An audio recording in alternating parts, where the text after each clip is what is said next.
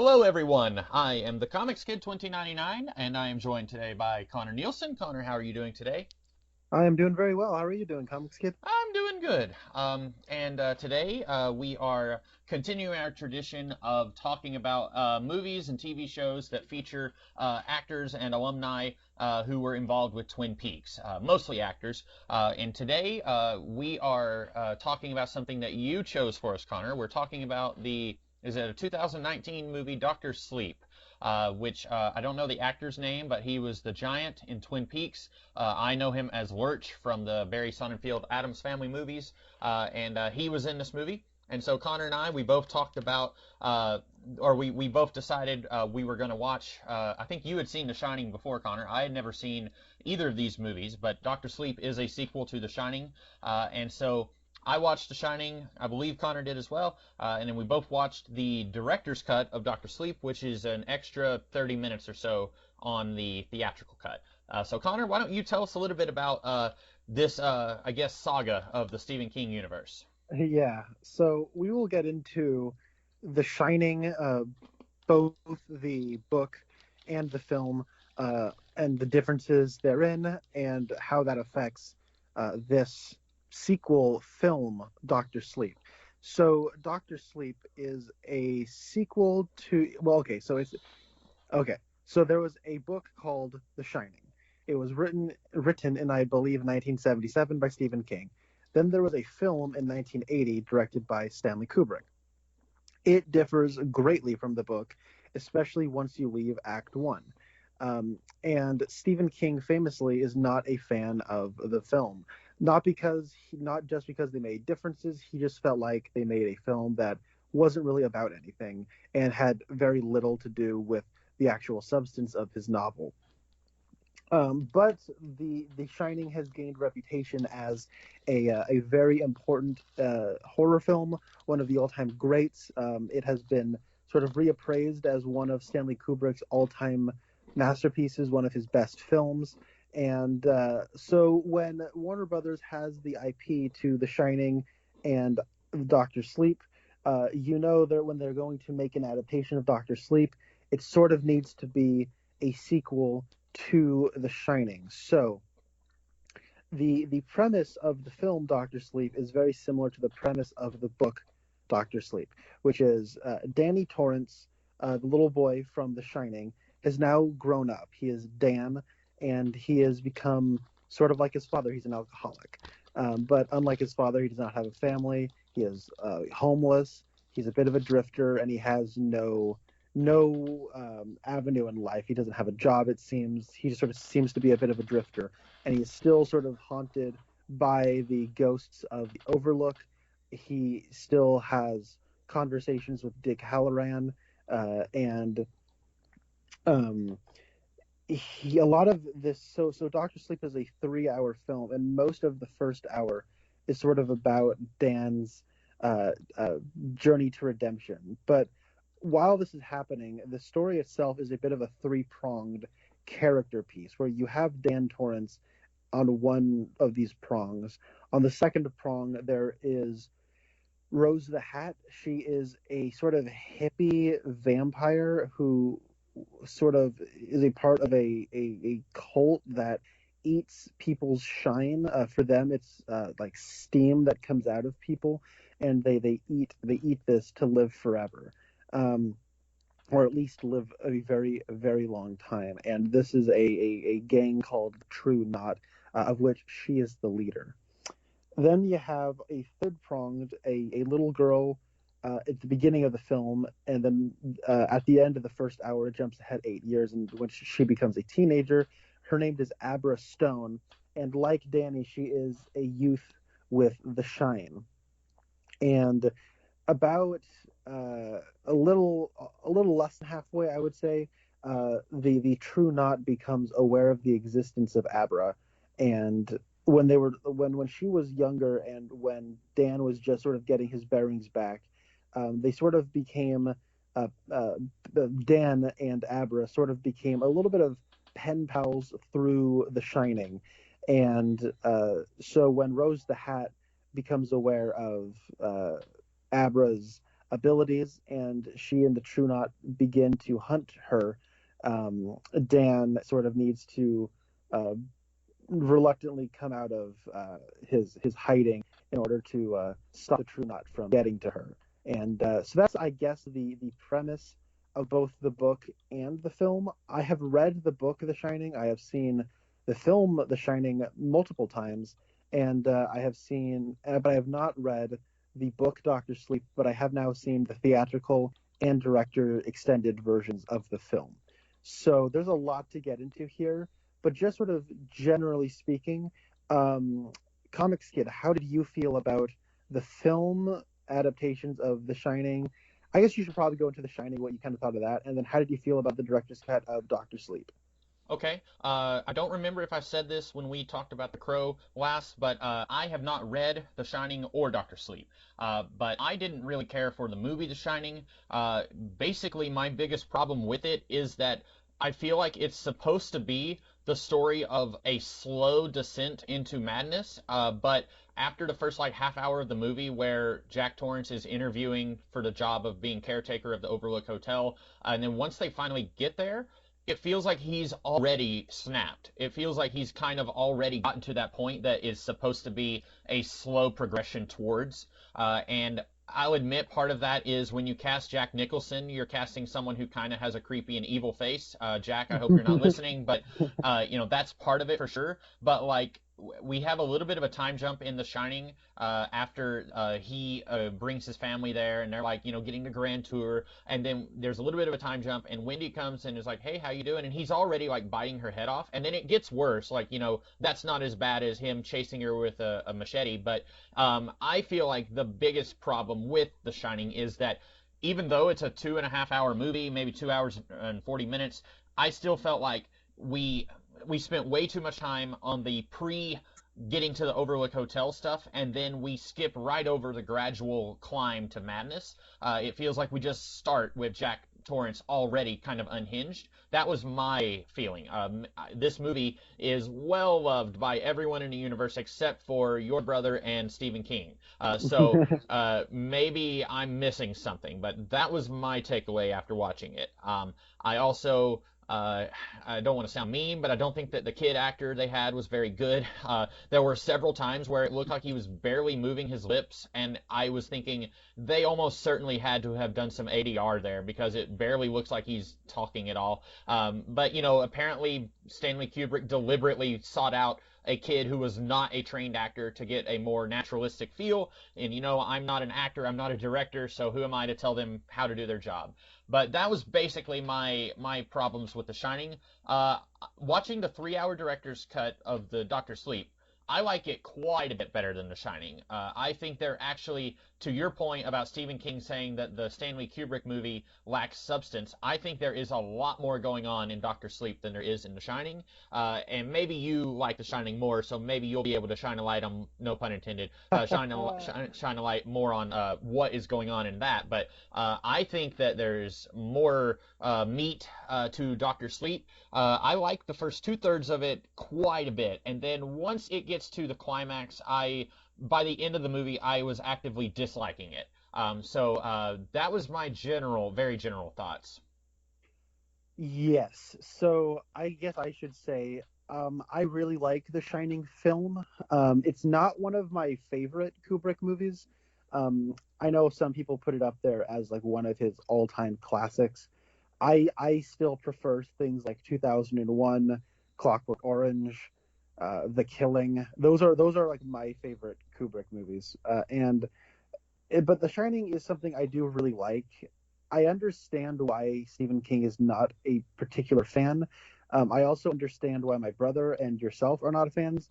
And so, like, I get that. Specifically in pop culture, I think The Shining has sort of been misrepresented. That would be like kind of my argument is that I think it. Hold on, I'm sorry. I'm trying to sort of verbalize this in a way that's efficient, but it's one of those things where did you ever watch Ready Player One, Comics Kid? No. Okay, there's a part where they need to go into The Shining, and the film of The Shining, and they're two of the people are they're part of a so that's about a group of people kind of teaming up together to try to go into a video game that's like an alternate reality and all that crap. Hmm. Um, but they have to go into The Shining, and one of the characters says, "Oh my gosh, The Shining," and then another person says, "I've never seen it. Is it scary?" And then the other person says, "Bro, I have to watch it through my fingers." And I'm like, and my brother and I both really don't like that part because we're like, it's not that kind of scary movie. Like it's not a Conjuring style jump scare every 2 minute kind of horror movie. It's one of those. It's a very slow, methodical, very Kubrick film that takes its sweet time. And when it came out, it was not particularly well received. I know that when even like Steven Spielberg tells a story about when he first saw The Shining, he didn't like it, and the most awkward conversation he ever had with Stanley Kubrick is having to tell him he didn't like The Shining when when he went to go have dinner with him after he saw the movie. But so it's one of those movies that I really like, but it's also something that in pop culture I think it's a little misrepresented, and it's also one of the for at least myself, I knew everything about it before I ever watched it, or before, well, I guess I should say before I watched it. I did read the book before watching the film when I was in high school, and I will say I do think that the film is better than the book. I think that is a bit of a hot take. I think that in his foreword for the novel, Stephen King describes, there's a point in every artist's career, usually it's very early, where you can just do what you've been doing, or you can try to reach for the next rung on the ladder. And for him, that was The Shining, where he had written Carrie and Salem's Lot, and he could just sort of continue what he'd been doing there, or he could try to get more ambitious, more personal, something like that. And for him, that was The Shining. And I think that when you read that book, it does feel as King describes. It does feel like a it does feel like a younger writer stretching their legs and becoming more ambitious. And I think it does have some of the faults of a very young writer getting ambitious, but it also has a lot of the benefits of that kind of a novel as well. Um, and then I think that The Shining film is a master of their craft at the top of their game. And Stanley Kubrick talks about how what he liked to do was he liked finding uh, novels and books that he could make his own adaptation out of, because what he felt was that most novels were better written than than like 90% of all the screenplays in Hollywood. And so, the idea wasn't to improve the novels, but it was more to like give his own personal spin on those novels. So the novel and the sort of like framework of The Shining does sort of like present itself as a bit of a slow descent into madness, and Kubrick's style definitely, I think, does feel that way. But I think that, and I absolutely get where you're coming from. Like, oh, Jack's kind of off the deep end from the start, and Captain Logan from Geekvolution. I've talked with him about The Shining, and he has the exact same problem with it, where The Shining novel is a story about a very complicated man, Jack Torrance, and his demons, and the film of The Shining is not about that. It's not a character study, and it's more kind of like a more observational, like family drama. And what I interpret it as is it's sort of analyzing the nuclear family structure, um, and I think to a certain level the history of America, and like kind of the like generations of nuclear families through the lens of taking one and putting it in isolation.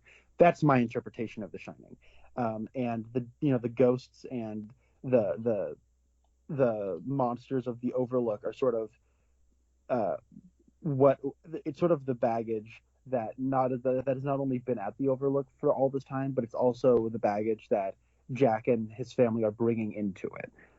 So when it comes to Doctor Sleep, I'm sorry, those were very, very long-winded thoughts on The Shining. Um, I think that Doctor Sleep is a good movie. It's a very ambitious movie, and I really, really respect and admire it, particularly the director Mike Flanagan, who was able to, I think, emulate Kubrick without just straight up imitating him. And that's a very hard thing to do. Well, for the most part, I think, like you said, the last chunk of the movie does sort of feel a little bit like a fan got to redo shots from The Shining and just couldn't help themselves with trying to do everything. Um, so I think that there's a lot to talk about with Doctor Sleep. I don't like it as much as The Shining personally, but I also think that does come down to it is trying to be a little bit of a mediator between King's vision of these characters in this world and Kubrick's vision of The Shining, and it's also trying to be its own thing. So it is in its own way a three-pronged sort of behind the scenes uh, struggle, if you will. So that's sort of where I'm coming from. Okay. I should also point out I have not watched any other Stanley Kubrick movie. When I was in high school, I tried watching 2001: A Space Odyssey, and I don't even think I made it to any human beings actually talking. Everyone in the world who worships I don't want to sound mean, but worships the ground that Kubrick walked on. I am not one of them. I have no interest in watching A Clockwork Orange. Even I was talking to a Kubrick fan last week, and he even said, like, watching that movie, he just wants to take like a 4-hour cold shower afterwards. And like I watch movies to be entertained, and I just cannot see myself being entertained by that movie. And so I imagine you and I both came to Doctor Sleep from very different. It sounds like we came to it from different angles. But this will be interesting, I think. Yeah. And I one thing I wanted to talk about. We don't have to do it now, but I noticed a lot of like. I don't know if I would say they're Easter eggs. Some of it definitely is, but some of it I think is maybe even accidental homages slash connections to some of King's other work that I thought was interesting. Oh yeah, why don't you go into those? Because I'm sure there are, but I just am not aware of them because I think you are much. I'm a Kubrick. I guess I'm sort of coming at this from a Kubrick fan perspective, Hmm. even though I'm not particularly a big Kubrick fan. I just like a lot of his movies, and you're sort of coming at this more from a King fan perspective, even though you're not particularly a big Stephen King fan. So I, this I will be would this I will would be say interesting. I'm a lapsed Stephen King fan. It's like being an alcoholic. Like you may not take a drink for 7 years, but you still consider yourself an alcoholic.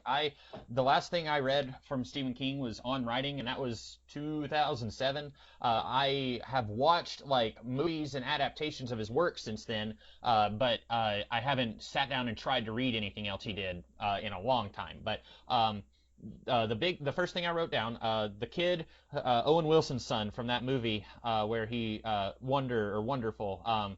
That kid is a baseball player in this, and the True Knot. They kidnap him and they suck his soul out. He is number 19 in the baseball game. The number 19 is a very important number in Stephen King's Dark Tower series. That's like the big number. Like I don't really know what it means, but around book 4 or 5, that's when they start playing around with the number. Like at one point, Roland, who is a gunslinger, it's kind of like a Jedi Knight, except instead of lightsabers, they have guns. And he's from another world, and he asks his group, who are all from different decades in Earth. He says, "How many fairy tales are there on your world?" And without hesitation, they all just say 19. Like it's a number. They know that it's significant, but they don't really know what it means. And so I cannot think that Mike Flanagan was doing that by accident. Like I feel like he was probably, and for all I know, that might have been in the book Doctor Sleep too. I don't know, but I'm assuming that a lot of this is Mike Flanagan being a pretty big fan of Stephen King's larger multiverse and trying to work in as much of that as he can. Also in the Dark Tower series, on Earth, there is a rose that represents the Dark Tower on another world. And the Dark Tower is like the center of the multiverse. And Roland is trying to get to the Dark Tower. The ultimate evil is also trying to control the Dark Tower, which will allow him to control the multiverse. And this rose that's on an empty lot in New York, it represents the Dark Tower. And of course, here we have the villain. Her name is Rose. And she doesn't have like multiversal ambitions, but I and maybe this was just Stephen King was just I like the name Rose, maybe. But then also speaking of roses, there is a mini series that Stephen King wrote. I don't believe it's actually based on a book, but it was called Rose Red, and it's about a group of telepaths who are all gathered together to go investigate this old house called Rose Red, and the house has like a series of dark events happening there, and it is a, for lack of a better word, a haunted house. Very much, I feel like, very much like the Overlook Hotel, which also has a series of dark events circling it. Also, Dick Hallorann here, or the ghost of Dick Hallorann. For anyone who hasn't seen The Shining, Dick Hallorann was the cook at the Overlook Hotel that Jack Torrance and his family go to take care of. And Dick Hallorann is telepathic, and he kind of mentors Danny a little bit before the main events of the movie. But then he dies in the book, or I'm sorry, in the movie The Shining. Does he die in the book, Connor? No, he does not, and there are a lot of differences to get into from the book and film. Yeah, so, yeah. And I may let you kind of take the wheel on that one, but he does say Ka is a wheel. He says that to adult Danny in the present day portion of the movie Doctor Sleep, and Ka is basically the gunslinger world. That's their word for fate. They get into, there's a lot of lingo in the Dark Tower books that like they explain sort of, and Ka is basically fate. Tet is basically like family except not by blood. So like the Fast and the Furious movies would have a field day with that word, but like Roland's oh Ka. My God, you stumbled on the big Fast and Furious Stephen King Dark Tower crossover. Make it happen, internet. Absolutely, yeah. But Roland's group is called his Ka-Tet, basically his fate family. Like, they're not related by blood, but they are all essentially, like, we're like family, again, like the Fast and Furious. And so Dick Hallorann, he says Ka is like a wheel. At one point, Abra is getting off a bus in New Hampshire, and the bus's company name is Tet. And then I believe there was also the company that owns that field that the kid was buried in. I believe that company is also somehow involved with the Dark Tower and the enemies in that series, but I don't remember how. But the only other thing I had was in this, Rose says that as kids get older, they lose their shine. And so that's why the True Knot group mainly focuses on feeding on children. They don't hunt down adults. And in it seems like the children of the town of Derry are much more receptive to an understanding of there is some kind of evil under this town. And the adults either don't know that or they have willingly buried it. And they don't acknowledge it. But that seems to be other than the Losers Club and it, when they get older and they have to finish what they started and take on the monster under the town. Other than them, most adults don't seem to know that there's something going on, and that I feel like there's something there as well. And this may be Stephen King trying to do like a modern day fairy tale of sorts, where it's like children love fairy tales, and so they're gonna identify with the audience, and so maybe that's his way of latching onto that. But those were, I thought, some really interesting ideas. It's times like this, talking about this, that makes me want to be more of a Stephen King fan than I am. Mm-hmm. Yeah, the only little reference I noticed was a sort of fun, like, kind of meta reference to The Shining. The Stone household at which Abra lives, her house is 1980, and that was the year that the Shining came out. Okay, so, yeah. That's the only one I caught, but I absolutely think you're right that Mike Flanagan, like if I had to wager a guess, I think Mike Flanagan is both a Stanley Kubrick superfan, because most filmmakers are, but I also think he is a Stephen King superfan as well. Before making this, he made the Netflix film adaptation of Gerald's Game, which also featured Carol Strucken, who played the giant / the fireman from Twin Peaks, and he is Grandpa Flick of the True Knot here. And that's one thing just to take a step out, that's one thing I do like about Mike Flanagan. He brings back a lot of actors from his movies, but it's not like Tim Burton, who's always just putting Johnny Depp and Helena Carter as his leads. He'll always bring back actors as like fun supporting roles. for example, Henry Thomas, the kid from E.T., shows up in a lot of his movies, and he sort of shows up as Jack Nicholson in this movie, which is kind of fun that it's Henry Thomas because like I like Mike Flanagan. Okay, I'm sorry, I'm getting off of the beaten path. Sorry. So Mike Flanagan, I'm sure is a Stephen King super fan, and so I think all of those references that you brought up are absolutely deliberate. This came out in 2019, and what was interesting is that in 2017 there was a sort of renaissance in Stephen King adaptations where we had the first It movie featuring on the kids in Derry, and it's only the kid stuff from the It book, and then we had Mike Flanagan's Gerald's Game Netflix movie. I think that was also the year that there was another Netflix film called 1922 based on one of his short films. There was the Dark Tower movie. There was, and I think there may have been one other. Was but there a lot a of Pet Cemetery? Another Pet Cemetery? I'm getting to that, yeah. Oh, okay, okay. Because because those four movies, I think all of them were pretty well received except for the Dark Tower movie, which was all kinds of bad. And so, but like it was a bit. And I know that Gerald's Game has a lot of fans. I really want to get to that because I do really like Mike Flanagan. He did that, and I heard I didn't hear a lot of people who saw 1922, but those who did, I heard liked it quite a bit. And so I think because all of those pretty popular, and I think that was also the year Castle Rock, the TV show, aired, or like first premiered. So there was sort of like Stephen King fever that kind of caught in 2017. So when a bunch of studio executives say, "What can make into what kind of Stephen King property can we turn into a movie or something?"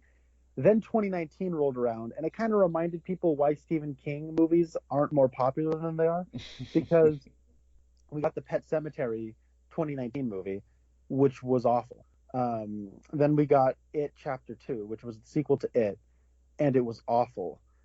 And then we got Doctor Sleep, which was the third and last of those, and it's pretty good. But I think that with the bad taste of It Chapter 2, and I don't know how many people saw the Pet Cemetery remake, readaptation, whatever. I know not a lot of people liked either of those. And so Doctor Sleep was a bit of a financial disappointment. And I think that probably came down to, well, I think it was marketed. Maybe people didn't know it was a sequel to The Shining. The title, maybe people didn't even want to see a sequel to The Shining. But I also think it's because people were probably just kind of a little tired of Stephen King movies by that point. That could be. Also, I'm looking at an Internet Movie Database entry here for something that it doesn't look like there's very much information about it at all. It is Cujo, Canine Unit Joint Operations, which I don't know if that's ever actually going to come out, but I thought that was funny. If that does come out, I think that will be the sign that we are now truly scraping the bottom of the barrel for Stephen King properties to take a shot at. But well, Cujo was a movie, right? Like, yeah. But my understanding was Cujo was just a regular dog, and it wasn't about a police dog team up, organization. Oh my God. But yeah. So why don't we go ahead and get into Doctor Sleep, I guess. Unless if you want, we can talk about The Shining more, in bits and pieces, because I don't have much more to say about The Shining. Maybe do you want to talk about like the differences between the book and the movies? Yes, thank you for reminding me of that. I think that would do a good job of kind of setting the stage.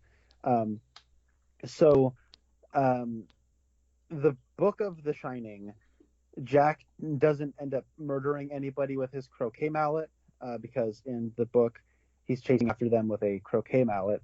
I'm going to get some flack from if any of those readers watch this. A roque mallet.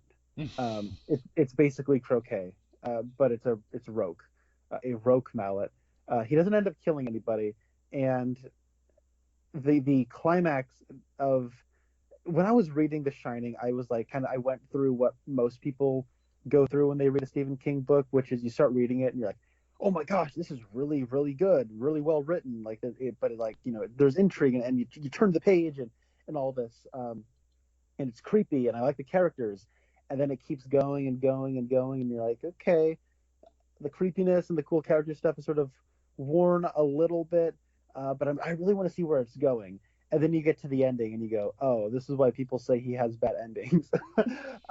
Because that book ends with Jack, who is sort of relapsed into drinking and is now possessed by the hotel. He is chasing around who is like tiny. I think, I don't know if he's 5. I think he might even be younger than that. And so Danny is running away from his dad, and then Jack corners Danny, and then Danny's like, "You forgot to dump the boiler," which is a whole thing in the book. Basically, if you don't dump the boiler, the hotel's going to catch fire and explode. And so then Jack is like, "Oh, what?" And instead of like killing his son and then dumping the boiler, he just sort of stops what he's doing, turns around, and then runs down to the boiler room. And then in this time, Wendy, Dick, and Danny get out of the Overlook, and then Jack goes down into the boiler room, and the entire Overlook explodes and goes in flames. Goes up in flames. So that's how the book ends, and the film ends where Jack, using a much more efficient axe, has killed Dick Halloran, who came for rescue, came to help, and then Danny tricks his dad by running into the hedge maze, and realizes that in the snow Jack can like follow his footsteps, but with enough of a head start, he's sort of able to make sure that it looks like his footsteps trail off and you can't see where he went, almost like he disappeared into thin air. And then he follows. So then when Jack runs past him, Danny is able to follow his footsteps back out of the maze, and then Jack freezes to death. And then we learn at the beginning of this film that the Overlook was condemned and just boarded up, and they didn't want to have to deal with it anymore. So those are the primary differences. So. Okay, yeah, and then before we started recording, I was reading about differences between Doctor Sleep, the book, and the movie. And there's a few like minor things, like there's a few extra characters in the book who don't really make it into the movie. The big things that you said you have not read Doctor Sleep, the book? I have not. No. Okay. Do you want me to spoiler the book, or do you want me to go for it? No. Okay. So the biggest things that are different, apparently in the book, it's revealed that Dan Torrance actually is related to Abra, because in the movie, Abra is the little girl who also has The Shining. She calls him Uncle Dan, because there's this whole thing where Dan says, like, she comes to meet him and he says, look, if someone like saw us, they might think that I'm up to no good. And she says, oh, well, we'll just tell them you're my Uncle Dan. But apparently, Dan Torrance finds out that her grandmother had an affair with Jack Torrance. And so Abra's mom is Dan Torrance's half-sister in the book. And here that is not mentioned at all. And then also huge spoilers, by the way, if anyone hasn't seen this movie yet. In the movie, Dan Torrance dies at the end. The Overlook Hotel burns to the ground in the movie Dr. Sleep, and Dan Torrance is inside and dies. In the book, Dan Torrance survives. He does not die. And so those were, I think, the biggest differences from what I can tell, having not read it, just reading what other people are saying the differences were. Yeah, see, that's actually my biggest problem with the film, and I think most people's problem with the film is the final act. Beyond sort of being a little bit of a Shining highlight reel, Mm-hmm. it also feels to me like the film The Shining, like a highlight reel of The Shining. It also just sort of feels, I don't know if it was mandated by Stephen King. I don't think so, because I feel like there's a lot of artistic integrity in this movie. It does feel like this was the version of this movie somebody wanted to make. It does feel like I don't know, like when I watch the ending of this movie, it just feels like, okay, we got the actual ending of The Shining on screen. It's Danny instead of Jack, but we're sort of doing a whole thing where you're with sins being passed from generation to generation. But you know what I mean? Like it's just the ending of The Shining book, while also playing with the images of The Shining movie. So. Yes. So. I don't know really where to begin now talking about the movie, but why don't you talk a little bit about what you felt about the movie. If you want to get into more of like you're going at it as a fan of Kubrick, like you said, I get the feeling you liked Doctor Sleep the movie a little less than I did. So why don't you talk a little bit about that? Yeah, and I should say I do like this movie. I think that if yeah, we probably I probably like it a little bit less than you, but we're probably pretty close on it. Okay. Um, I'm happy you liked it. I know how you are with long movies, and so I really appreciate you taking the time to take 3 hours out of your life to watch this. Hmm. Yeah, so we watched the director's cut, which does have a few differences, and this is actually the version of the movie I prefer. Um, it's not like a night and day difference, but particularly the first hour is where a lot of the extra 30 minutes of footage is put back into it. I just think that with a lot of the setup, that it flows so much more naturally. There's a lot of really cool, elegant editing choices. Shots go on longer, scenes go on a little bit longer. There are some like rearranging going on here and there. In the director's cut, you get the title card right off the bat, but then uh, in the theatrical version, you get the title card, of course, over the Overlook carpet, and then after the cold open.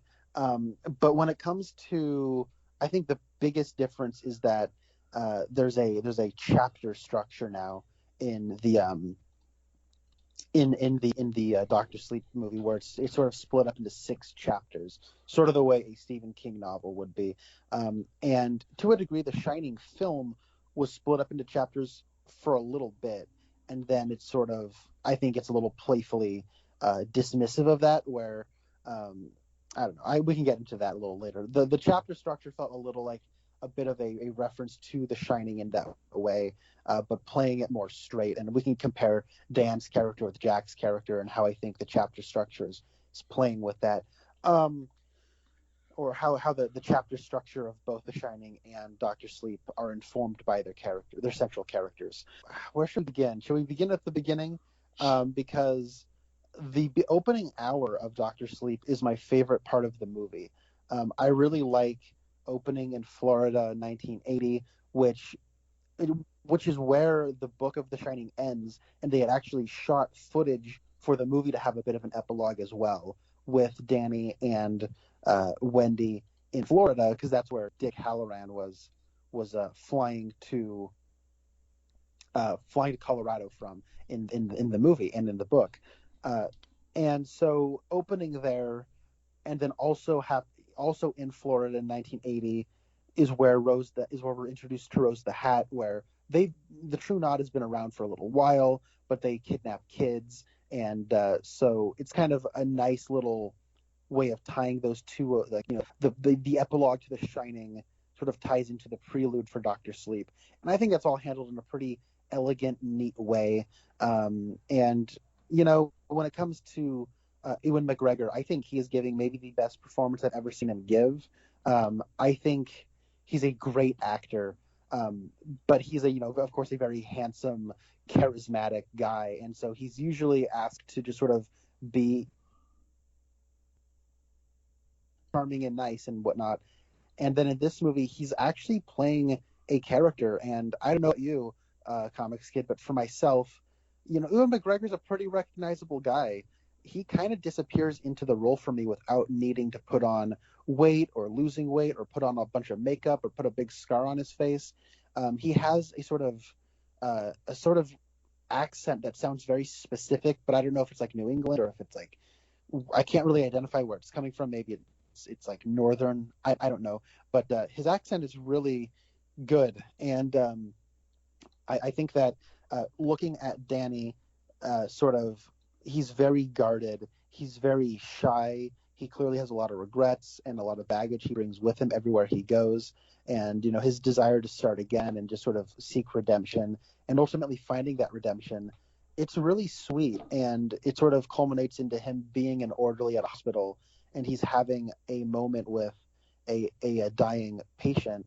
And it was so sweet. And those scenes actually got me very emotional, especially when he's at AA talking about his relationship with his dad and why he's an alcoholic, and all of that stuff I found to be really heartwarming and tender, and not like sappy and like kind of overly like saccharine and inauthentic the way I think sometimes King's novels can be by the time you get to the end, and definitely by the way film adaptations of his work can be as well. But there's a frankness and a quietness and an authenticity to Dan in that first hour that, and the first hour primarily focused on him before it kind of gets into plot stuff. But all of that stuff I thought was lovely. What do you think of that stuff? It's good. I'm not going to be as eloquent as you. I don't think there's really a bad actor in the movie. I think everyone is doing very solid work here. I don't remember the name of the actor who plays Danny's friend Bill or Billy, but I really liked him, and I've seen him in stuff before. He was in Danny Boyle's Sunshine. He was Firelord Ozai in the live-action Last Airbender movie. He was in Push. Which was like a superhero heist movie from a while back. I like him here. This is easily my favorite role that guy has done. So while I think everyone in this movie is doing great, and I'll echo everything you just said, it didn't get me as emotional as it got you, but I think everything here is solid. But I think that guy, whenever like in the shootout, I was thinking, oh no, like because Danny asks him, he says, hey, I need your help to come and like dig up a dead body that's like 3 hours away. And I was thinking, why do you need his help? And then there's a shootout, and I'm like, oh no, you brought him here so he can die. Why did and then he does, and I was like, come on, Danny, come on, Stephen King, or Mike Flanagan, whoever's doing this. But I really liked him in this. I just want to see a side movie of these two like driving the little train with the little kids on it, and just like, you know, no evil sorcerers or telepathic plot stuff, just, you know, these two going to AA and shaking hands with Bruce Greenwood, like that's all I want. But yeah, I liked just about all the characters in this movie. I like the characters in the True Knot. They are, you know, truly despicable because they are murdering children, but I found they felt very real to me. That could be because we're spending a lot of time on all three of these sections of the story, as you called it, before we really get into all of them kind of converging and the plot stuff starting. But I feel like these characters, they're not just bwahaha, I'm evil. I mean, you know, if someone went up to you and said, would you like to not die? You know, I would say everyone would at least give that some pause and consideration. You might, you know, living forever might not be all it's cracked up to be, but like the idea of I don't have to face the uncertainty of death certainly holds some appeal to everyone. And so their motivations feel very authentic to me. Now, hopefully, anyone that you ask, how would you feel about not dying, or as Rose says, eat well, live long, anyone you approach with that, if you said, okay, all you have to do is kill a kid and eat their soul, they would hopefully say, no thanks, I'm good, I'll just die. But I really liked, I normally don't pick up on a lot of thematic stuff, but I liked a lot of the thematic parallels going on here. Rose takes in this girl who the movie says she's 15, and I was like, no, she's like 21 maybe, but she this girl has kind of a telepathic power. I get the feeling each member of the group is supposed to have different telepathic abilities, which is another thing from Rose Red. The group that is gathered to go into the house, they all have different telepathic talents, but this girl, they call her Snakebite Andy, I think, and she kind of has this, or Rose kind of has this mentor-mentee relationship with this young girl, and she takes her in, and she even, like, Andy says, so your friends out there? She says, not my friends, my family.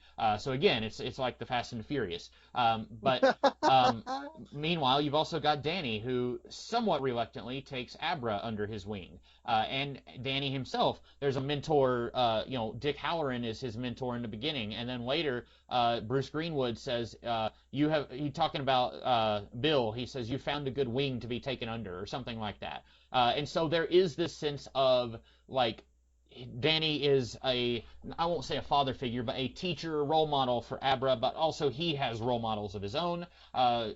Rose the Hat, she took in Andy Snakebite Andy, but then at the end she says that someone else taught her, and she doesn't say who it was, but she says there are others out there who taught me how to do this, and so I like that sense of familial bonding and like mentorship that's paralleled there.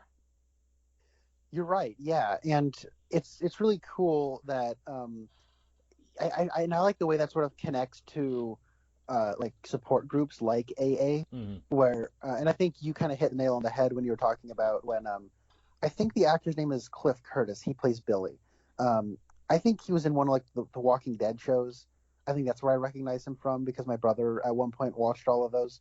Um, but yeah, when you said that Bruce Greenwood, says, "Oh, you picked a green to fall under" or something, that sort of does sort of take the idea of mentorship with The Shining and applying it to a specific thing for Danny, where for him it's like a support group, and in its own little way, the True Knot, like they're a bit of a found family, a la Fast and Furious, of Mm-hmm. course, but they also do have it's also a bit of a support group. You do get the impression like they do enjoy each other, and like I get the impression Rose the Hat is sad when the members of the family have to die. Oh yeah. And when Grandpa Flick has to go, you get the impression it's like especially for Crow Daddy, it's kind of hard for him because like they kind of they do care about each other. Yeah. And when and then when you have I think even at the end, have you seen the Sixth Sense comics, kid? No, but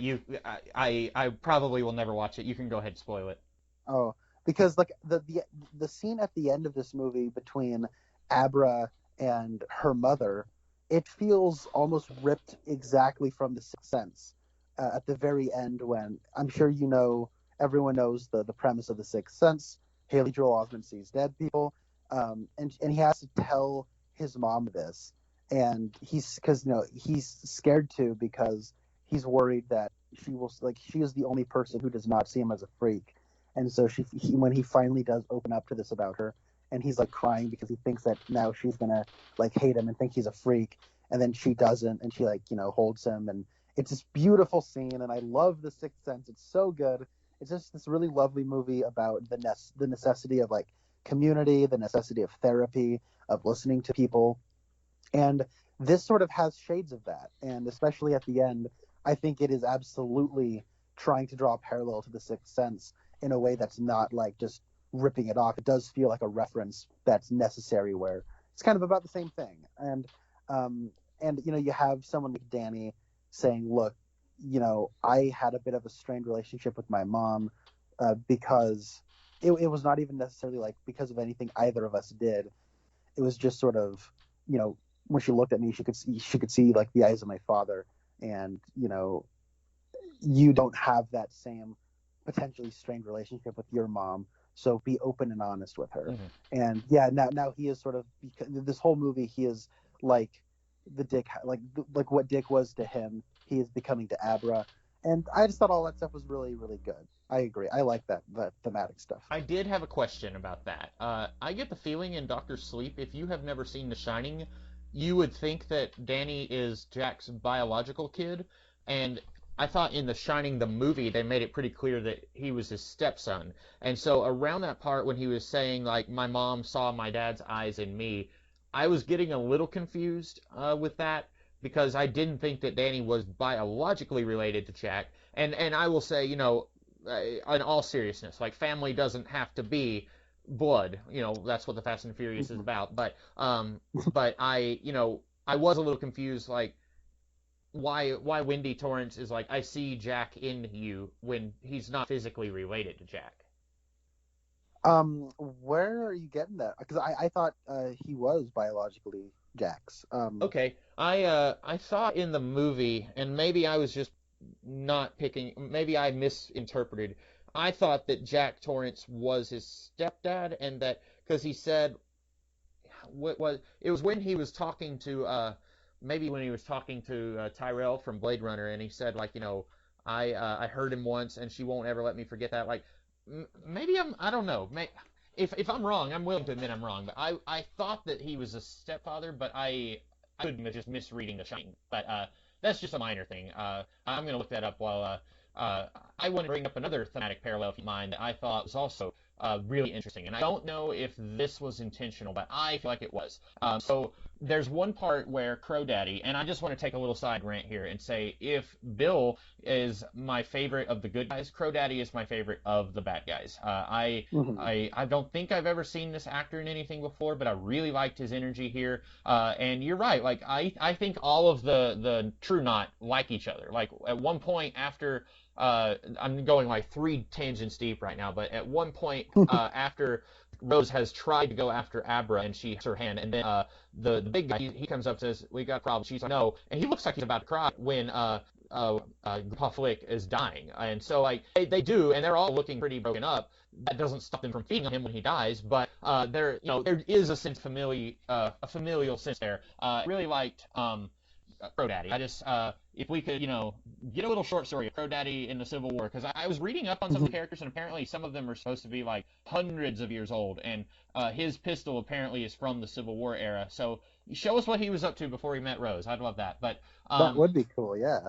But one thing I was noticing, he goes to her and says, "We may need to open up a new canister," because they will spill the shine, the steam from these their targets, and they will capture it in a canister so that they can feed on it at their leisure. And Rose is kind of resisting this, and he says, "I may not be able to find our next target unless you do that." And the way she's sitting, it looks to me, and I don't want to villainize somebody who villainize is not a word. I don't want to vilify someone who uses their is exploring their sexuality, but I got the feeling that Rose was trying to distract Crow Daddy, because they're lovers. You get that feeling, and it feels to me like she's trying to use, for lack of a better term, use her wiles to try and like change the subject a little bit when he says like, "We need to open up a new canister." Like the way she's sitting, I don't know, that is something that I felt like was kind of being played with there a little bit.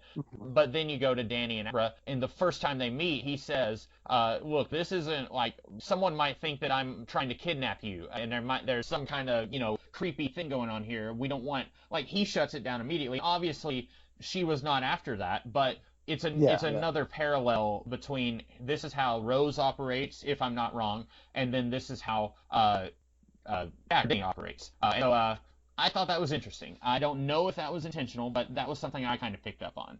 Yeah, and I think that I like how Mike Flanagan does. He does sort of emulate Kubrick's style, because. And it's not just like in the way he like shoots it. Like, so what's cool about Kubrick is he's a very clinical filmmaker. He's if you're trying to like find the difference between like prescriptive statements and descriptive statements, and you apply that in movies where there can be like prescriptive movies and descriptive movies. Kubrick makes descriptive movies.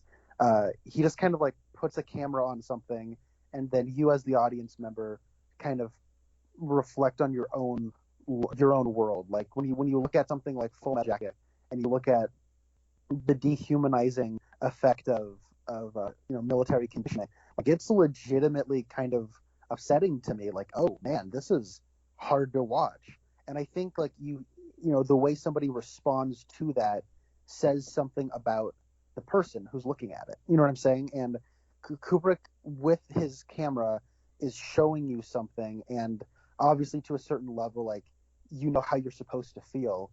But at the same time, somebody could look at a Clockwork Orange and say, "I don't see anything wrong." But I could look at them and say, "Oh, that person is a little crazy." You know what I'm saying? Like, and that's the way Kubrick does things. Like, he has a very clinical, some would say very cold style. And I think that Mike Flanagan is more of a prescriptive filmmaker than Kubrick is. But with elements like that, he does sort of have that, a little cold, or I guess maybe I shouldn't say cold. Like, it's not telling you exactly how you're supposed to be feeling. He allows like dead air. He allows quietness and not a lot of music to be telling you how you're supposed to be feeling. But when you have something like that, where you have this male-female bond in the True Knot, and then this male-female bond between Dan and Abra, and they're very different male-female bonds, it's interesting. And like you said, you do notice that, and you kind of read something into that. And And I think it's not reading too far into it. I think it's a choice, and as a viewer, you kind of take that choice and interpret it as you will. And so, like, I think you are on something there, and I would agree. Um, I don't know if you had any. I kind of said a lot there. No, that was good. I'm glad you agree. Was that something you were picking up on before I said it, or was that just something you kind of a light bulb clicked whenever I said that? Um, the way what you were talking about, I actually didn't. And uh, I guess what I was kind of it's a nice way of transitioning into something I was thinking about. I like the way, like, as a sequel, a lot of sequels, what they do is they just sort of take usually this is in genre sequels, will take the hook or the gimmick or the signature plot element of the first movie, and they will just make it bigger. Um, for example, Back to the Future, the gimmick is time travel, Hmm. and then in Back to the Future 2, we do more time travel, right? That's Back to the Future 2. And when I say more, it's not just another time travel story. No, we are literally traveling through time more times Hmm. than in the first movie. And so with The Shining, like, if any other filmmaker besides Kubrick makes that, the the gimmick, the hook is the kids got The Shining, right? You can talk with your mind. That's The Shining. And Hmm. and with this, though, what I like is that it really, like, you have exposition in that first movie about how the shine sort of affects different people differently. Different people have different amounts of shine to them, and this sort of takes that and really explores that in, I think, really cool way.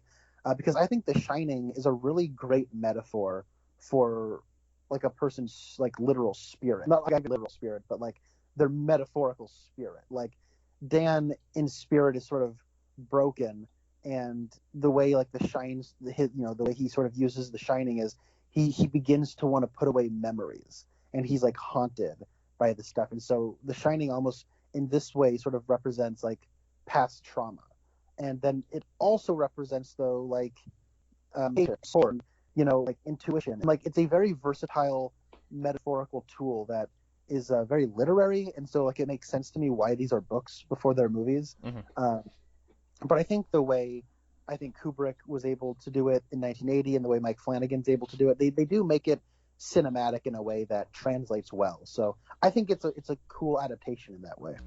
I'm glad you said that it's a versatile metaphor because I kind of was looking at The Shining as I won't go so far as to say that Jack Torrance is like a representation of Stephen King, but it's no secret Stephen King, he likes his protagonists to be writers and creative Mhm. people. And Stephen King also struggled with addiction. There was a good period in the 80s where he was on cocaine. He said he doesn't even remember writing, I think, The Langoliers. He just churned it out like full of cocaine. And so, like, there's portions of his creative career he does not remember. And so, like, you look at Jack Torrance, who is a creator who is also an alcoholic or an addict, and then he falls to his demons, his weakness. And then what I like about Danny Torrance is that he also succumbs to, and you were right, Jack Torrance is his biological father. I don't know why I was thinking he was a stepfather, but Danny does succumb to his father's weaknesses, but then he beats those weaknesses. And as far as I know, Stephen King is no longer addicted to cocaine. I don't know if he drinks or if he used to drink and he doesn't touch the stuff anymore. I'm not sure, but I like the while this, like you said, it's not just The Shining, but more. It's picking up some of the themes, but it's going in a different direction. Here's a story where addiction can beat you, and then here's a story where you can beat addiction. And I really like that as well. Yeah, I agree. There are different kinds of people. Like, if you're just, like, looking, like, The Shining, obviously it's metaphorical, it's not real. But, like, if you look at different people just sort of seem to have different inherent strengths. Like, some people are really good at talking to people. Some people are really good at reading body language. Some people are really good at other stuff. And so it's kind of cool, I think, that, like, with the True Knot, like, they talk about Snakebite Andy being a pusher. Like, and that's sort of like how the shine manifests in her. And, like, the baseball kid played by Jacob Tremblay is like, and this is another reference to the film, like, the kid who played Danny Torrance in The Shining, the guy in the stand saying, "Look out for number 19. He hits it every time." That's that kid all grown up. Mm-hmm. That's Danny Lloyd, which I thought was pretty funny. But that the baseball kid, like, you're like, oh, he can like use the shine to like be better, to like his physical ability is better. So it's almost like a fun in universe way of make like sort of mystifying like talent or something. You know what I'm saying? Like, I guess that's kind of what I'm looking at is like the way this movie sort of is able to, when you explore the wider world, like the shine manifests in people's talents, and I think that's cool. Yeah. Since you mentioned the actor who played Danny, I will say I kind of found that to be a little distracting. I would not have known that that was him unless I had seen other people online point that out. But since I did know it was him, I was just like, yeah, I get it. You've seen The Shining. You like that movie. And then it gets even worse at the end where, if you ask me, I would say this story did not need to take a detour into the Overlook Hotel. I get Danny Torrance's rationale. He says that's a dangerous place for people with The Shining, so presumably it will also be dangerous for Rose the Hat. Except that the Overlook Hotel itself doesn't really add anything to the conflict with Rose. It's Danny unlocking the boxes that he used to trap the ghosts from the Overlook Hotel. Those are in his mind, and she goes digging in his mind, and then he releases the boxes, and that's what kills her. But that could have happened anywhere. So that's true. Yeah. That for me. The last chunk of the movie where they get to the Overlook, I was just like, I don't care. Like, I had just watched The Shining less than a week ago, and I don't need to see all of this again. It felt like we spent 45 minutes of Ewan McGregor walking silently through the hotel, like, hey, remember that door with the hole in it? And now we're going to mimic that shot. Or, hey, here's the blood squirting down the hallway. Rose sees the blood, and Rose is walking up the stairs, and she does her hand kind of like Jack Nicholson. And the kid from E.T., he's a very distracting, almost Jack Nicholson. And almost everything here, I was just like, I don't need it. And you might say, like, well, Jack Nicholson is here to tempt Danny with alcohol. And again, it's, Jack Torrance, he succumbed to his demons, but Danny doesn't. But I would also say that after Bill died, Danny grabbed a bottle of whiskey and like had it to his lips, and then he throws it to the ground. And so I would say that is his moment where he says no to his demons. And so for me, I really, by the time we get to the 2-hour mark, I had fallen in love with all of these characters. And then it felt to me like Mike Flanagan was saying, well, we've got to make people really like it. We have to bring them in. So it's a sequel to The Shining, so we have to have the Overlook.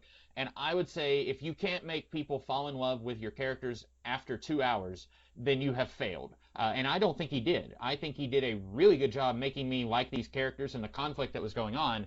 I just didn't like the way any of it was wrapped up at the end. Yeah. Let's jump to the ending.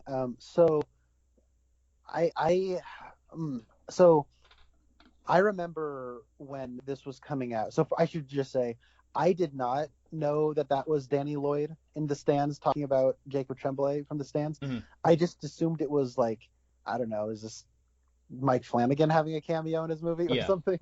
But because it does sort of feel a bit like a cameo. Like, you know what I'm saying? Like, if you when you've seen enough movies, like, and there's like some random extra that doesn't just get like a throwaway line of dialogue, they get like some kind of gratuity. You're like, okay, that's a cameo by somebody, I'm sure. Mm-hmm.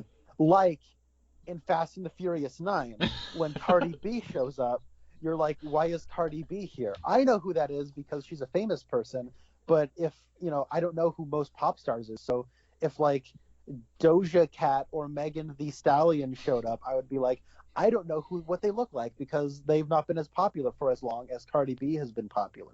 So you know what I mean? So when she shows up in F9 and rescues Dom, it disguises Interpol agents, you say, wow, I know who that is, because we've given them this sort of, they don't just have like the 2 or 3 lines that the person who would be like an extra would have. They get like 5 minutes to hang out with Vin Diesel. Mm-hmm. And this is the same.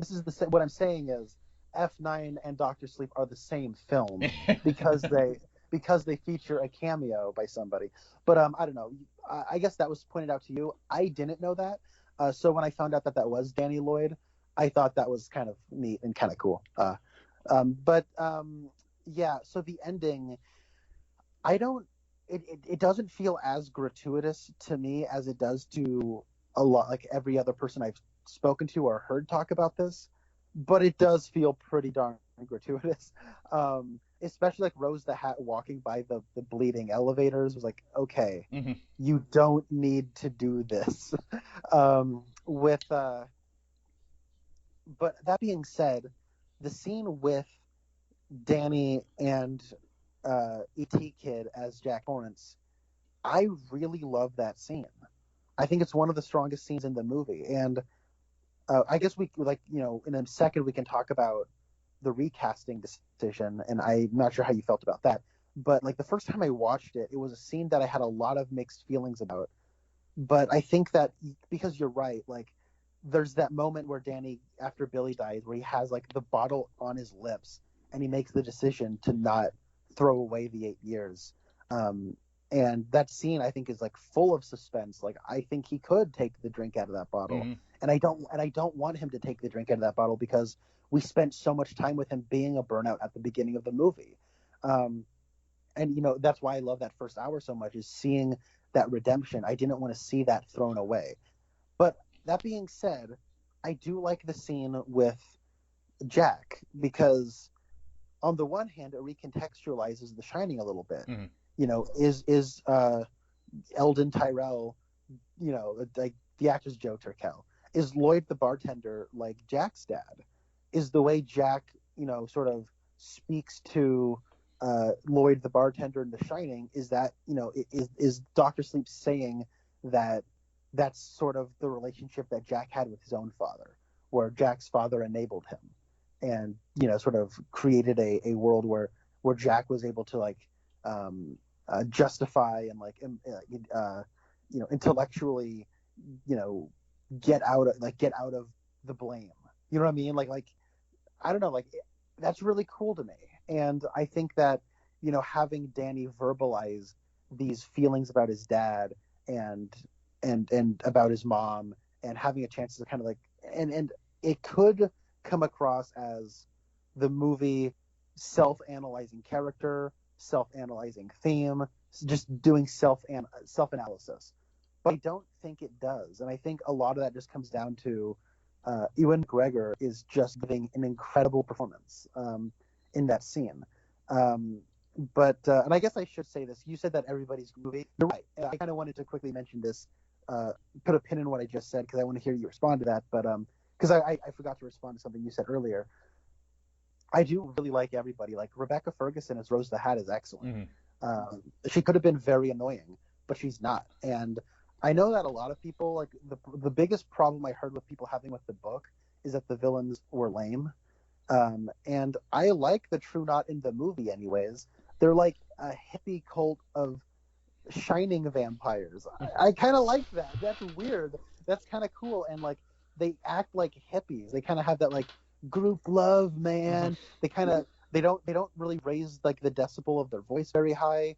Crow Daddy has like this, like even when he's like really angry at Abra later, and he has that monologue about nothing changed, and that feels like it's coming from like a legit, like, this is my worldview. Nothing is ever going to change in this world, so don't put up a fight. Mm-hmm. And that kind of inspires a sort of like zen hippie kind of swagger. So yeah, no, I think everybody in this movie is really, really good, and they kind of disappear into their roles, even though they're not putting on a lot of makeup or wacky hairstyles. So I do think every time I see Rose the Hat, I think of the band Four Non Blondes, which that they did the song and that woman also wears a top hat, and so it kind of reminded me of that a little bit. I will say, although I like the True Knot, I'm with you on that. I can kind of see where people might think these guys are lame. And having never heard anyone's opinions on this, my thinking was, up until the showdown at the Overlook, we haven't really seen these guys pose much of a threat to our main characters. All we see them do is kill children. And when it's, 15 adults versus one kid, especially 15 adults with psychic pushing powers, they don't come across as very menacing. It's like, yeah, I'm a big tough guy because I stepped on a bug. Like, the little kid isn't much of a threat to them. It makes them much more easier to hate because they are killing a child. But up until, because every time Rose tries to she at one point she tries to go in Abra's mind, and then she nearly loses her hand. Like her hand gets scraped up pretty badly. And then there's one point Rose is in the grocery store, and Abra like throws her across the grocery store, and then Rose is in the hedge maze, and then like 5 times Abra is able to sneak up on her and stab her in the leg until finally Rose grabs her. And I was thinking up until that point, like, this is going to be a really easy showdown because these villains went out all pretty quickly and easily. And so I can kind of see like where people might say like these psychic vampires are built up to be like a really scary force to be reckoned with, and then regular gunfire takes care of most of them. And I actually really like that scene. I didn't need like, okay, my great grandmother, she was a magic woman of the so and so, and she told me about this special. You have to breathe in this peyote, and you have to get a special. We have to have an orgy in order to defeat. Something that you would expect in a Stephen King story.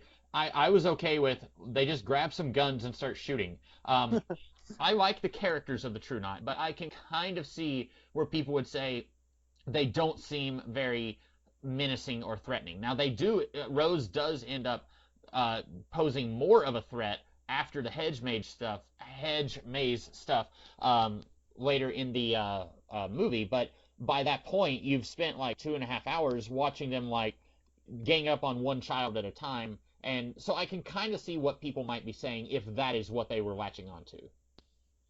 Yeah, I can see that. Maybe it reads differently than it watches. Maybe the stuff we like about the True Knot, where that does seem like there's a sense of community and like familial love. Like, maybe like this Furious element is what Mike Flanagan brought to it. And what I'm saying is I want Mike Flanagan to direct Fast and Furious 10 and see how he has cars travel through time and maybe travel through people's psychic minds, which will hopefully be called Fasten Your Seatbelts. I've seen other people say that, and I'm like, I have never seen one of those movies, but I dearly want it to be called Fasten Your Seatbelts. I would love to hear your thoughts on the Fast and Furious films, because I am sure your journey would be similar to mine, where you watch the early movies and you think, why is this a franchise? And then you get to Fast 5 and you go, that was pretty awesome. And then they just get crazier from there. Like, Fast 5, 6, and 7, it is like Star Trek 2, 3, and 4, where it is like a really solid trilogy inside of a long-running franchise. So, I don't know. I mean, unlike Star Trek 2, 3, and 4, where I know you don't like 4 at all, and I don't know how you feel about 3. I'm pretty sure you, like everyone else, likes 2, right? Yeah. You like Star Trek? Okay, cool. So for you, I imagine those movies kind of go down in quality, right? I like the motion picture. I was not expecting you to be as Trekkie as you are right now. I like the motion picture. I like Wrath of Khan. It's been years since I've seen Search for Spock, but I remember liking it okay. It's not as good as Wrath of Khan, but I remember liking it. You're right. I do not care for 4. That's not Voyage Home. That is Voyage Home. That is yeah. I did not care for Voyage Home. Everyone else likes that one a lot more than I do. I do think that Final Frontier is really awful. And then I really like Undiscovered Country. I think it's the second best of those original series movies. Okay.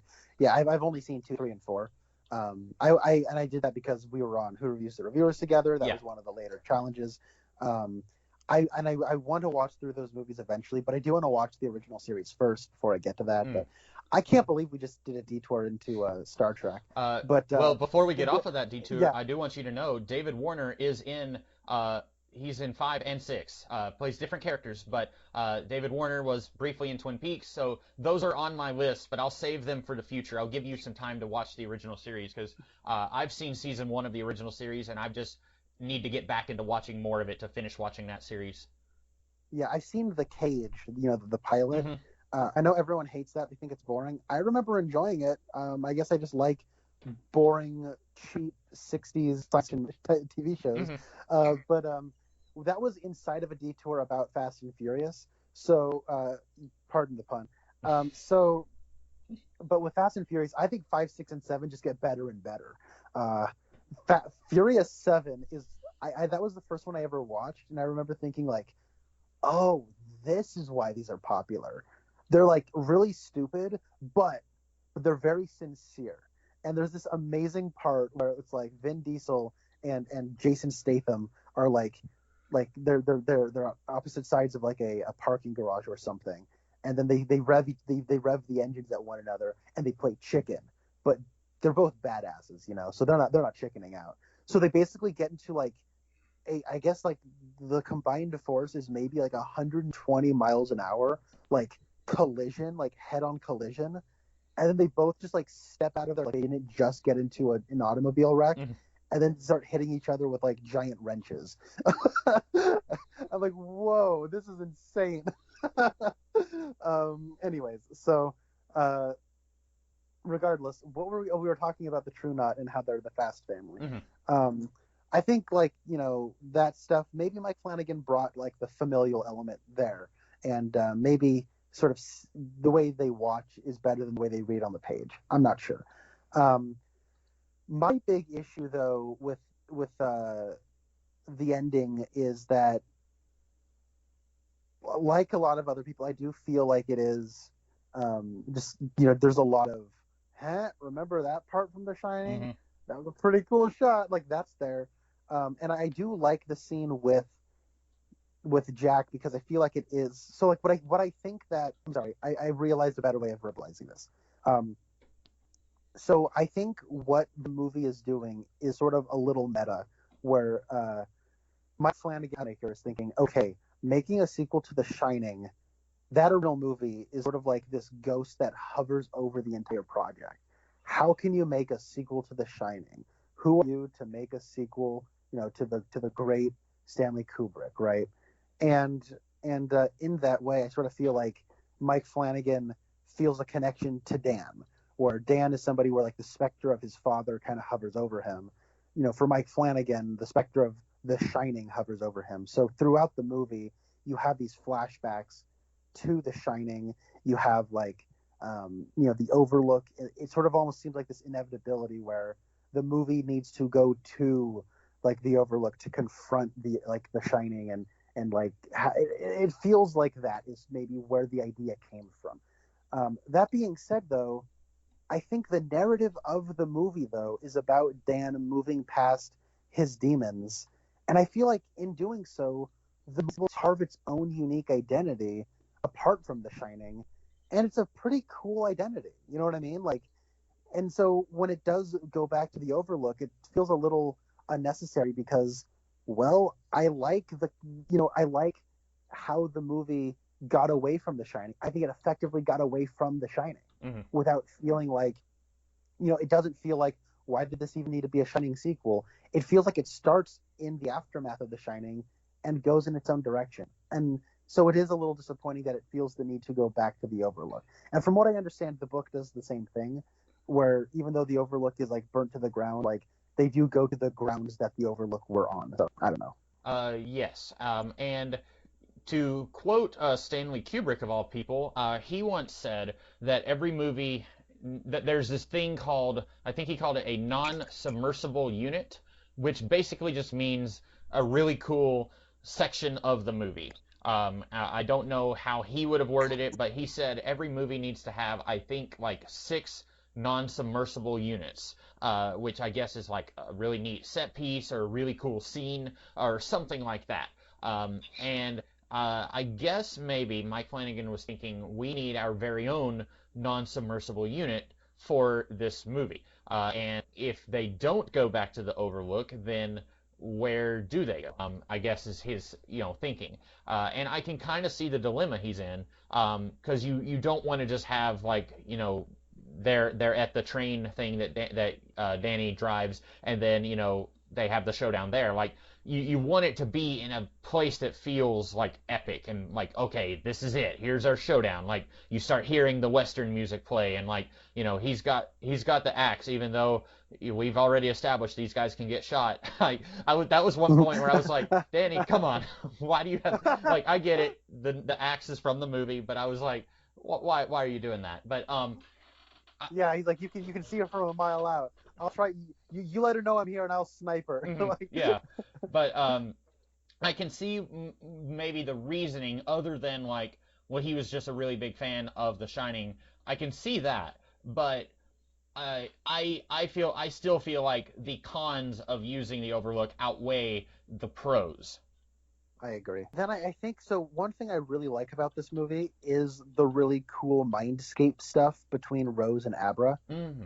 I think the way it visualizes that is really cool, and the way the kind of like the way the camera moves and like will twist and turn upside down, and it's a little disorienting. Like it's really neat stuff, and I think something I really like about the movie in general, and I think the sort of way in which it really does feel like a sequel to that film adaptation of The Shining is that it is kind of hypnotic. Like it doesn't have a lot of music. The musical score is kind of similar, where very percussive heavy, but it's kind of faint and distant. But it is not ripping off the music from The Shining. It is sort of doing its own musical score. And at one point during the middle of this movie, like I had to like use the restroom, and just like getting up from my like couch to go to the restroom, like it felt like still watching the movie. Like I felt like I was like dreaming or something. And so the movie does a really good job of lulling you into this like atmosphere that it's created, and I think that's incredibly impressive. And it doesn't, and it's an atmosphere that is not unlike Kubrick's atmosphere in The Shining, but distinct and its own. The same way that I think Danny Torrance is his own man. This is its own film. And so when in like that part where Rose is like, in her mind going out of the earth and like trying to find where Abra lives, that was like hypnotic and cool, and I liked how it took its time and the way that scene builds with like her hand getting carved up, and that was really, really good stuff. And I was a little disappointed by how that stuff sort of comes back in The Overlook, where this is kind of like the line you have to walk when you are doing like weird mindscape stuff. We see this all the time in comic books, right? Like mindscapes, like you read X-Men comics, I'm sure they do this all the time with psychic characters. It's kind of the same thing in that X-Men Apocalypse movie where, like, okay, Apocalypse is in Professor X's mind, and what are they going to do inside their mind? They're gonna hit each other. Like, oh, you know what I mean? Like, okay. And so when it's like Abra is like stabbing her in the leg, it's like, so you're just using your shining power to stab her mind, and that's causing her physical pain. Like there's like a sort of, it becomes a little too literal when I feel like what they're showing us in the mind is sort of like an approximation of what that must be like, because it's ethereal and difficult, and it's difficult to like quantify and like make, so they have to sort of, to a certain degree, like what you're looking at is a sort of physical representation of what it is, but it's not literally what you're looking at, it's representative. And then when you watch that, ending, it feels like too literal to me. Yeah, and I won't even say that this is like, well, they were limited by special effects, because like we've seen, like, in the Doctor Strange movie when like Doctor Strange first meets the Ancient One, and he's like, just for like 3 minutes of movie he's tripping, and it's like the most unsettling experience that this man has been through in his life. This movie could have done a little bit of that. I don't know what the budget was, but they could have done some. They shelled out bank for this, Okay. Which is why it was a financial disappointment. Okay. Yeah, I agree with you. They could have used a little bit of that for the psychic battle. Do a little bit more because I guess that this is also like some people were probably wanting this to be more of a horror movie, and a horror movie probably isn't going to have a big bombastic psychic battle. But at the same time, you're right. Like, she's in the mindscape. Why is she resorting to using a knife and sneaking up on her? Like, she could, really wreck house with her powers. And personally, I didn't need it to be a horror movie. If this just went full X-Men, I would have been 100% on board. If Danny survived and started a school for gifted shiners, I would have been 100% there. But I Oh, agree. I can see that too. Like all the students sit down, there's a blackboard, and then chalk just writes "hello" for Yeah. their first day of school. And Abra could be like the teacher's assistant who, she's like the football coach who like whips him into shape. Yeah. I But guess yeah, hold on. I need to correct something I said. I said they shelled out a bank for this. They did not. This budget was only 30 to 55 million oh, estimate. So it's actually pretty low budget. I want to say then this movie looks incredible for that budget. yeah, yeah. I don't think it really looks bad. The few times that we see something where it's like, oh, this was like at one point Abra in the Mindscape, she doesn't have eyes and it looks really creepy. I don't think it looks bad. I'm all the shots like that I think look really good. Yeah, but like even stuff like I don't know. Like I guess Mike Flanagan is really good at practically, doing stuff. Like I think about the stuff where Rose the Hat is like looking into the reflection of the glass door in the supermarket, and she sees Abra as a reflection. In my head, I'm thinking a Marvel movie that would have been in previs for like 5 years or something. And I'm pretty sure they just did I'm pretty sure like somewhere off camera, like just off camera, the actress who plays Abra is probably just standing right there, and the door is angled just a little bit to where it's actually you're looking at her. Like I'm pretty sure they just did like really simple analog, practical in camera stuff. But it looked like I don't know what it is. Just like by and large, I think the movie looks very expensive, and it has a lot of unique shots. Like I'm thinking of that part when Abra is like with her mind tracking the caravan of like the True Knot. It's like this, like bird's eye view of them, and it's kind of like this cool like fast motion kind of look to it. I don't know. Like there's a lot of locations. There's a lot of actors. There's a lot of scenes. They recreate sets. Like it's not just locations. There's a lot of sets. Like there's a lot of I don't know. Like this feels to me like a very big movie, and to see that like the estimate is 30 to 55. I just assumed the budget of this was like 200 million, and I was way off. So I want to give a huge kudos then to to all the people who did this. But I do feel like the dreamscape stuff does lack a little imagination towards the end. So Yeah. You had asked me earlier what I thought about recasting.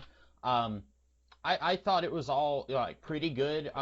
I think that what little we see of young Danny, I actually think he's better than the kid who played Danny in The Shining. Like I said, I didn't think that kid was very good in that movie. Not to, kid actors are good kid actors are hard to come by, but I obviously understand that like when you do a sequel 40 years later, it's impossible to get the same actors, even if they were all still alive. But Scatman Crothers, he died like a few years after The Shining came out, I think, and then everyone else, Shelley Duvall, Jack Nicholson, I think they're retired, and you wouldn't want Jack Nicholson in his 70s playing Jack Nicholson in his 40s or late 30s, so to me, especially if it's like a ghost, right. But this is one of those things where like it doesn't bother me that they just got different actors. I would have been even more taken out if they tried to do a deep fake thing where they try to make this actress look like Shelley Duvall, like pull a Rogue One. Like I didn't need that in Rogue One. I know that movie is long gone, but I didn't need it there. I was okay with what they did here. There was moments like there's one moment where they recreate Wendy reacting to the axe going through the door. I didn't necessarily need that particular shot, but I didn't mind them recasting all of these actors for the scenes that they were in. Yeah, and so I remember when I was first watching this movie in the theaters, I was questioning the need to even have flashbacks. I think though it like it works. Like it's necessary. I think to like see where Danny begins from. It's necessary to have I think Dick there as like either a voice or like a ghost or some kind of presence for Danny to talk to. Like that all like makes sense. And rewatching it though, I'm on board. Like I understand that decision as opposed to just trying to awkwardly work around not having Wendy or Jack or Scatman Crothers, or I guess Dick Halloran, not having them around and just sort of like trying to work around that would be like more awkward than just having different actors playing those roles. Yeah, no, and you're right. Like, I think that like the way they recast them is smart. Like, they didn't try to find lookalikes. They tried to find people that had like similar, like one feature that was very similar to them. Mm-hmm. You know what I mean? Like the kid who plays Danny, his eyes look very similar to Danny Lloyd's eyes, and that's it. You know what I mean? Like his jaw's different and his nose is different, but his eyes are there. And I guess like one of the distracting element to me is that Alex Esso, that's the actress who plays Wendy. She is way too hot to play Wendy Torrance. But like her cheeks and like her cheekbones and like her like cheeks, they look very similar to Shelley Duvall's. Like her face shape has a similar shape to it, even though her eyes and her general cadence don't really look like her. Like I can see why you would look at her and cast her as Wendy Torrance, even though she is absurdly hot. And I'm not dissing on Shelley Duvall. Shelley Duvall is not really my type. I actually think Shelley Duvall is the best performance in The Shining, I would say. I think she's excellent. And I think that one of the things that's cool about Shelley Duvall is that she isn't like a very conventionally attractive woman in, again, like a traditional sense. She's not, a Bond girl or something. But, she's great. I love her. She's a great actress. But I think that the Wendy actress, see, the reason I say I think that Shelley Duvall is the best performance in The Shining is like when you look at this actress playing her, it does come across like an impression, unless like this is just the Wendy character. Because when it is like little kid Danny, like it does feel like you're looking at that same character. A little bit better actor, you're right, but like it is like the same character. And like when Carl Lumbly as Scatman Crothers, like brilliant casting, I think. He doesn't really look like Scatman Crothers, but he has enough of that cadence. You know what I mean? Mm-hmm. And I believe that's the same character. And even like Henry Thomas, when he's playing Jack, like he is not trying to do a Jack Nicholson impression.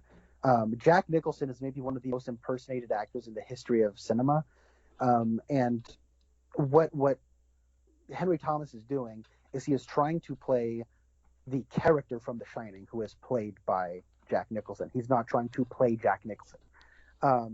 I do think though that the Wendy actress is trying to be Shelley Duvall, and I think it's like Shelley Duvall's performance in The Shining, I think is it's been misunderstood. She was nominated for Worst Supporting Actress at the first ever Razzies in that movie, and I think it's a little easy to look at that performance and think, oh, she's just being shrill and overly dramatic and she's bad.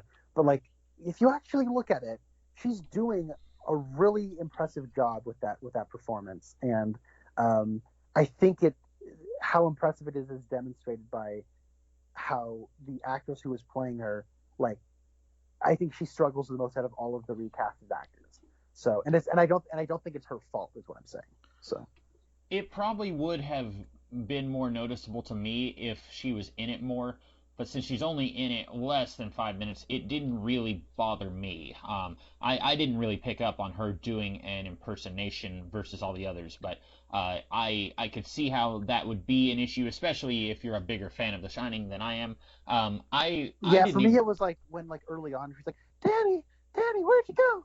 Oh, don't do that to me again. Like I'm like, oh, she's like running to like when she sees Danny, she starts running. It's like. She's trying to run like Shelley Duvall, and I'm like, like that feels like you're trying to like physically be Shelley Duvall when it cuts to like Henry Thomas, limping down the hallway with the axe like Jack Nicholson. It feels like I am going to play this character limping down this hallway, not how would Jack Nicholson limp down this hallway. You know what I'm saying? So That's the way I Okay. came across him. Okay. I didn't recognize Carl Lumbly. He was probably our favorite part of the Falcon and the Winter Soldier. He was Isaiah Bradley, I think. Yes, yes. And I didn't recognize him here. I feel like because I most know him as the voice of the Martian Manhunter in the Justice League cartoon from the early 2000s, and his voice sounds different here than it does there.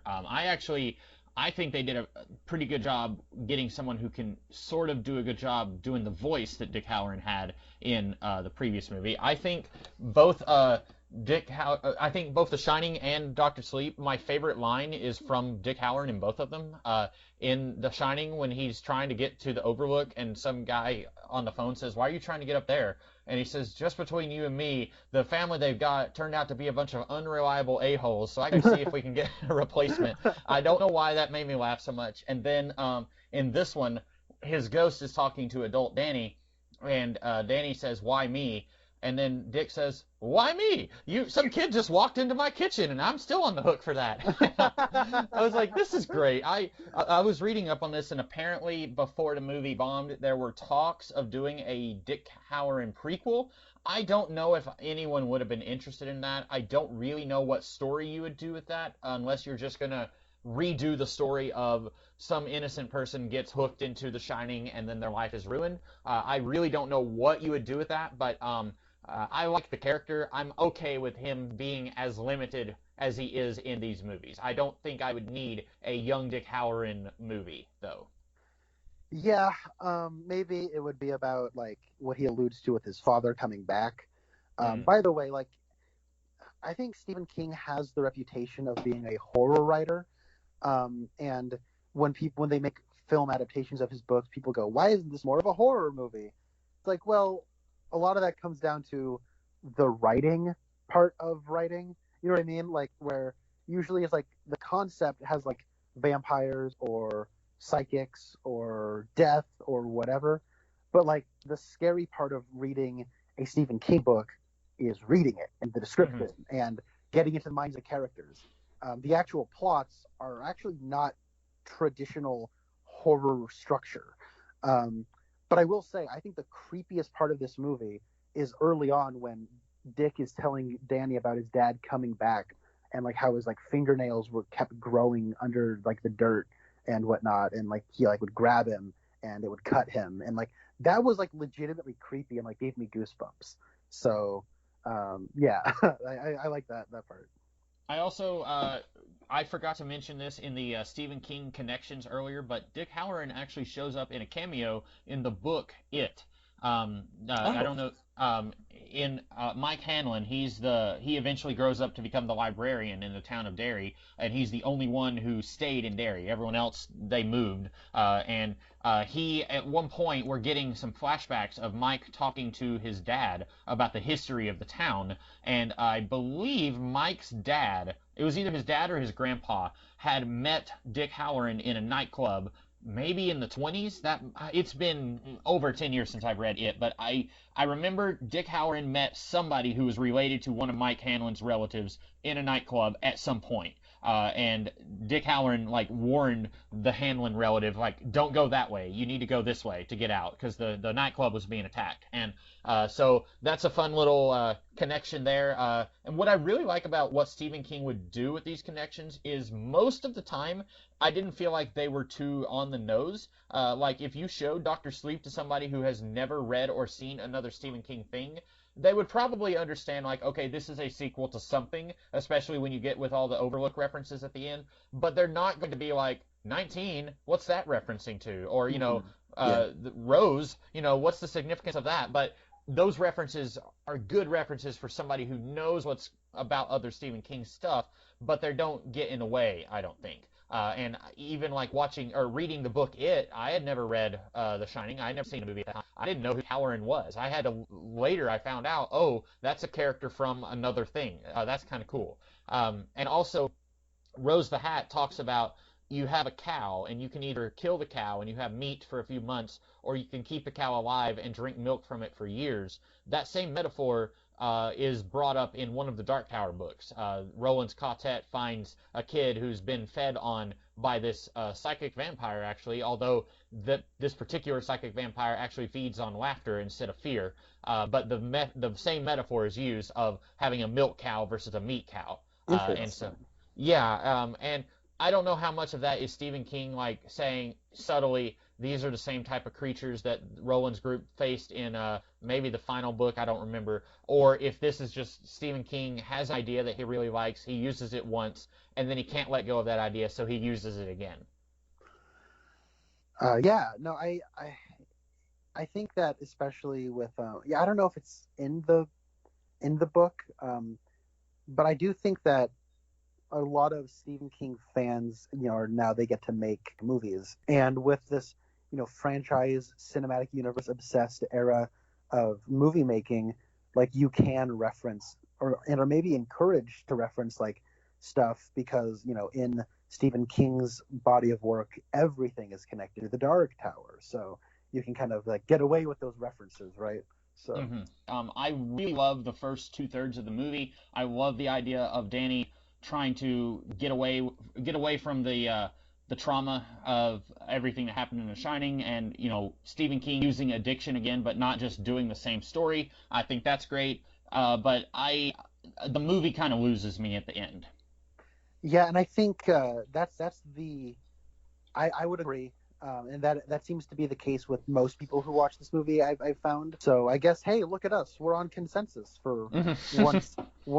This is the once every 25 years where we gotta be on consensus with something. So that's cool. Not only do we agree, but we are in consensus. So I will say, I forgot to mention this. I am a little confused about Mike Hannigan or Flanagan's decision to kill off Danny at the end, because that doesn't happen in the book. And at the end, Abra's like, "No, I won't leave without you," and Danny's like, "No, no, you have to go." And it reminded me of this video I saw of this guy who he showed people who are doing like the self-sacrifice thing, and he's like holding the door, and he's like, you guys go, I'll hold the door. And they're like, "No, the door's locked, you can come with us." And he said, they may break it down, there's not like, you just go. And they're like, "Hey, look, there's an Escalade to take us out of here." And he's like, "There's probably not enough room for us." And they're like, "No, no, there's like 4 doors, come on, let's go." And like this felt like Mike Hannigan or Flanagan was like, I've got to end with Danny doing like the heroic sacrifice, but like I was a little confused on, and I felt like the main villain was Rose, and so after she's defeated, I was like, okay, good, this is a great ending. And then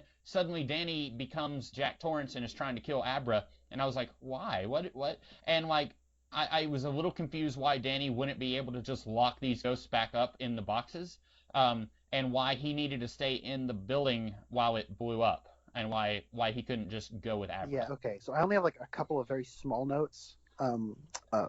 One, I think I'm gonna knock two off right off the top that are a little irrelevant, but then I'll jump into exactly what you're talking about right now. First thing, I think the girl who plays Abra is really, really good for like a teenage actress. She is like, and not even just for a teenage actress, as an actress, she's really holding her own against excellent actors like Ewan McGregor and Rebecca Ferguson. And there's that part when Danny is sort of like using her body, and so that actress has to basically play as it's herself, but as possessed by Danny, played by Ewan McGregor. And so there's like a few layers to that, and I think she does a very good job in that scene, and I found that very impressive. She does take the death of her dad very easily, so that was kind of a weird moment where she doesn't even seem to respond to that. But those are the two notes I had kind of about that. But the scene at the end, that's the part of the movie that like doesn't work for me at all. I know what he's like, oh, Rose the Hat's really the villain of the story, but then it's like Mike Flanagan wants to keep it going as if to say, no, the ghosts who have been, haunting Danny this whole time, and the specter of the Overlook, that's the real villain. And it's like, no, it's the villain of the first movie, and Danny got away from that. And so now it's like having him, like, it just feels like a way to get the ending of the Shining book on screen in some way.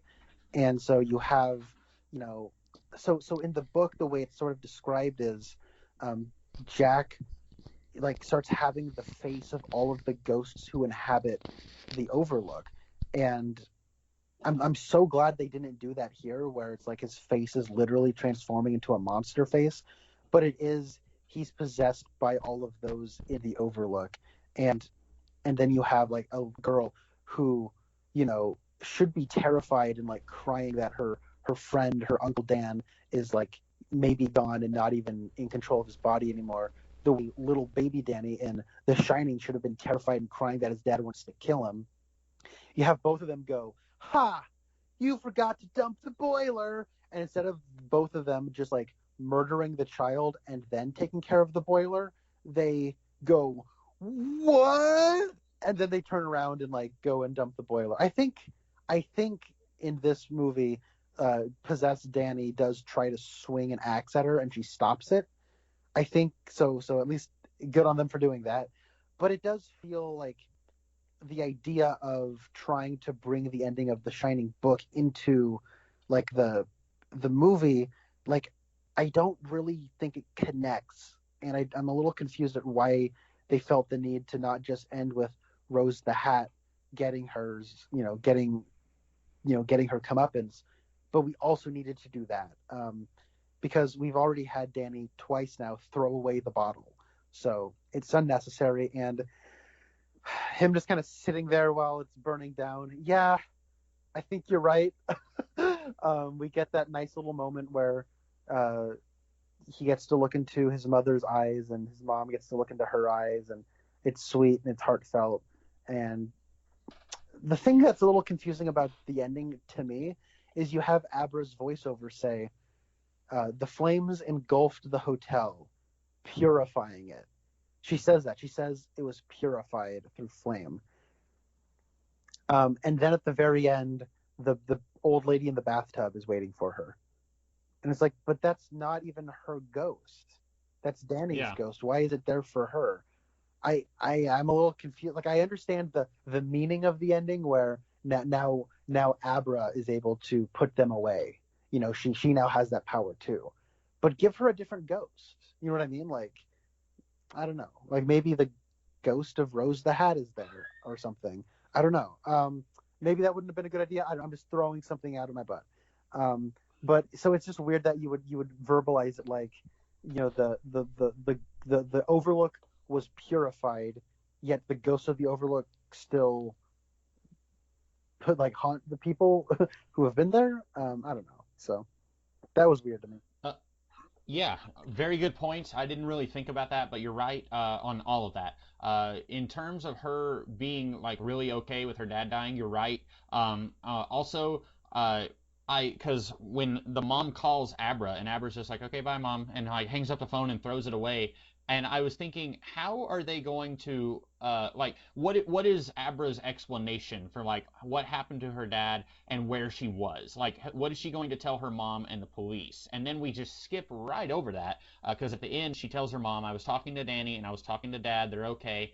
And the mom's like, oh, okay. And I was it reminded me of you and I are both fans of Red Letter Media, the YouTube channel, and on one of their best of the worst, Rich Evans talked about how a movie, I don't remember which one it was, did a really good job of most of the time in a horror movie, something awful will happen, and then the characters just get away with it. And then he said, like, you know, oh no, it wasn't me, it was the pumpkin demon who killed them. And like in real life, like the police would be like, where were you? Who killed your dad? Like, we're going to need to question you for a few hours. And, like, the mom can't tell the police, oh, she's psychic. She was probably on a psychic adventure. Like, that's okay. Like, this, I was really expecting, like, okay, are we going to, like, acknowledge that? But it's already 3 hours. And while I didn't watch the theatrical cut, I do feel like there are chunks of the director's cut that could have been trimmed a little. I enjoyed this world and I enjoyed all these characters, but I also thought there were times where we could have like tightened it up a little bit. And so I didn't need a new scene, but also that reminded me of that idea of like, you know, when something happens that our characters know about but the rest of the world doesn't, how do they explain that? Yeah, I so I think that with that funny reasoning of like, oh, it wasn't me, it was the pumpkin demon. Whoa. That's a funny observation. I actually forgot about that. Thanks for reminding me. Yeah, I think that with the death of her dad, like, wouldn't Crow Daddy's fingerprints be on the knife that stabbed him? Um, I suppose, but since he's over 150, I don't know if they would have his fingerprints in databanks, and then also his body vanished. So I don't even know if that would do them any good. They would say, well, somebody was here, and well, I don't know if Crow Daddy's fingerprints would be on the knife because Crow Daddy, we didn't see him kill the dad, but I'm assuming he just pulled a psychic whammy on the dad, and maybe the dad like stabbed himself, oh, kind of you're like right. how Yeah. Snakebite Andy kind of operated that way. But Yeah, but I don't know if Crow Daddy's a pusher. Maybe like because he seems like he's able to kind of like track people with yeah. the shine. But yeah, I don't know. It's ambiguous. You're right. You're right. I think that like that was like my last note I wanted to talk about was like so uh we get like a chapter structure here where it's split up into 6 chapters, and I think that like so right before this, Mike Flanagan made the Haunting of Hill House miniseries on Netflix, Hmm. and I think the director's cut more so than the theatrical version. It feels like I watched an entire miniseries in one sitting. Now I know you are not about watching stuff in like 3 hours. Like you got to like break that up. So I don't know if you watched this like a miniseries, but I think that the pacing of it does ebb and flow, and it has a sort of episodic feel to it, like a miniseries. So I don't know how you felt about that.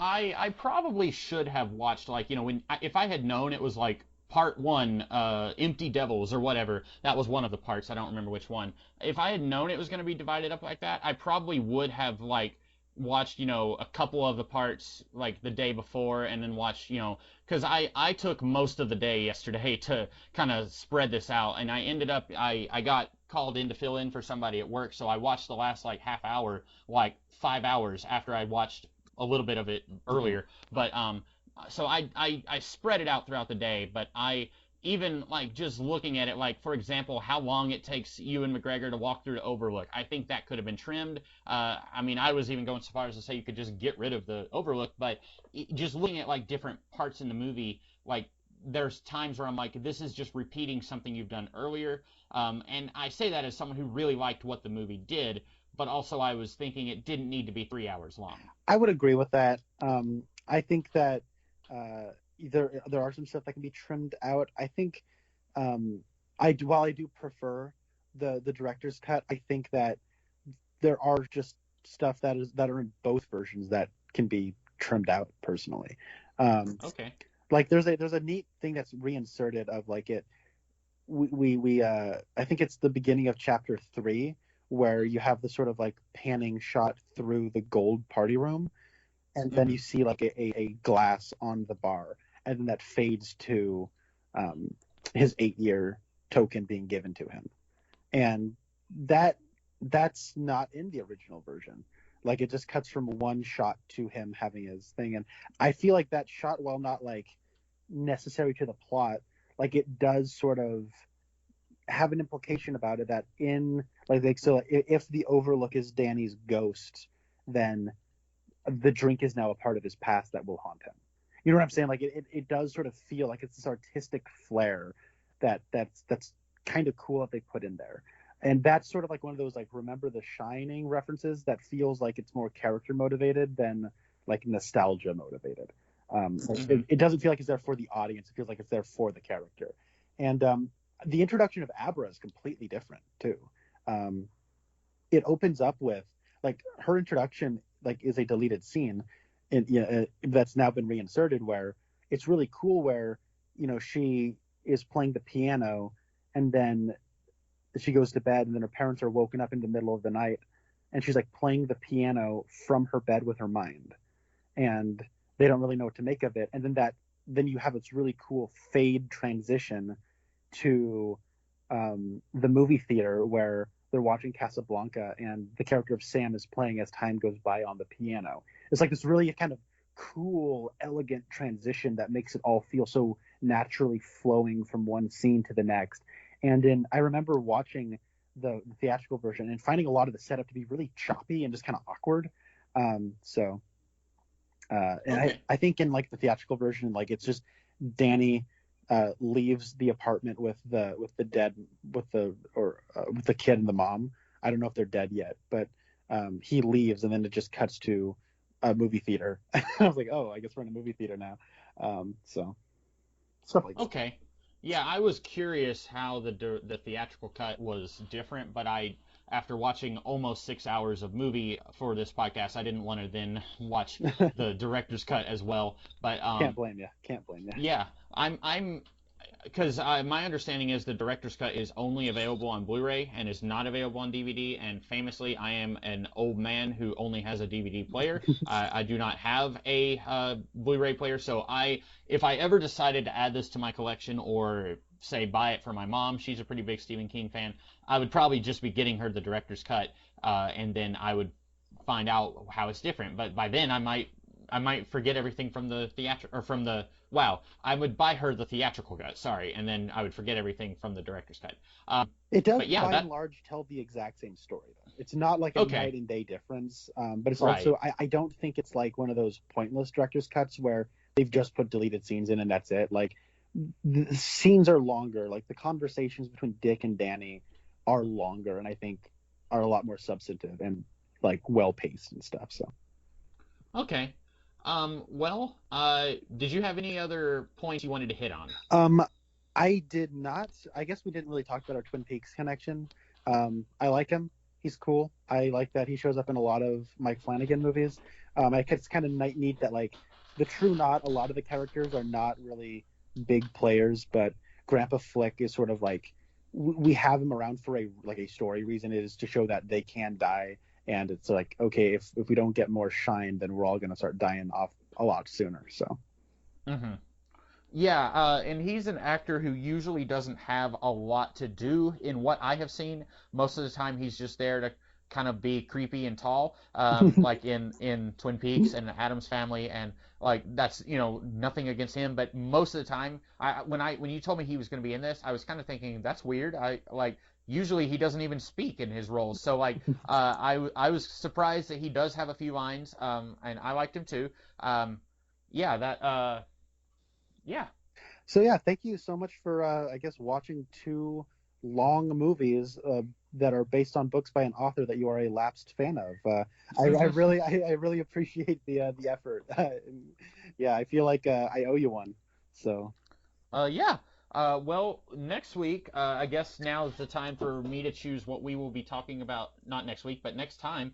And I am going with the pilot episode of a TV series that I have never seen before. I know that I'm going out on a weak branch here, because we've done this before and I regretted it, but I have never watched the TV series 6 Feet Under, and it is on HBO Max. And this is a Twin Peaks connection I don't believe we have used, but Gary Hirschberger, who played Bobby's friend Mike in Twin Peaks, he is I guess a minor recurring character in some episodes of 6 Feet Under, which is also about family, much like the Fast and the Furious.